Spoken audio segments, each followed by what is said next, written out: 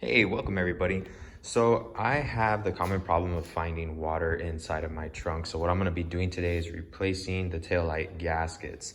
I live here in San Antonio, Texas, and it does rain very often. So I got the new gaskets right here. And I've already kind of started. I'm shooting this on my phone, so sorry for the crappy quality, but it's the best I got right now. Don't feel like charging my GoPro. So I've already started. You're gonna go ahead and take these off first, off both sides, and then you're gonna start taking off the bolts right here. 1, 2, 3, and 4.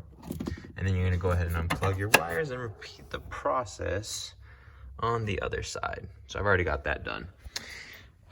Man, so I was already gonna go ahead and start taking off the tail lights just like that, but I happened to do a little bit more research online and on some RSX forums, and they did share that you do need to take off the rear bumper, so I'm gonna go ahead and do that too. All right, so I got the bumper off. Pretty simple. There's just 2 small little clips underneath the bumper right there. And then there's these 3 screws on each side. One goes in this spot right here, which goes directly up here. And then these 2 are bolted onto that spot right there behind the tire. And then this little bottom one right there. Yep. And that's on both sides. Get the 2 clips from underneath off, and then the bumper should pop off.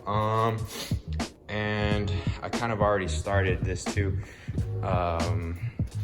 just because I'm so impatient. But I was able to get the gasket and the tail light off. Tail light came right off after, let me go over here. After you take off that screw underneath, and that screw pops off real easy once you've done that. And yeah, you can see the difference. These are really corroded and in bad condition. Hopefully with these newer ones, it'll do a lot much better and keep water out. So I'm gonna go ahead and reinstall these and do the other side as well.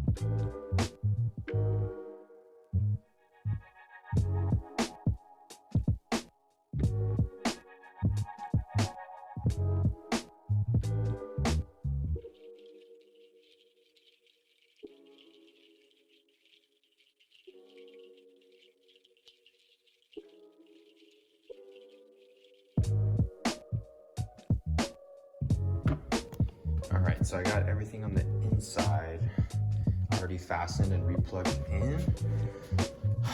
Now, just to go ahead and make sure that the bottom screws right here are tightened, and then I'll just go ahead and double check that the lights are all good and they work, and then I'll reattach the bumper.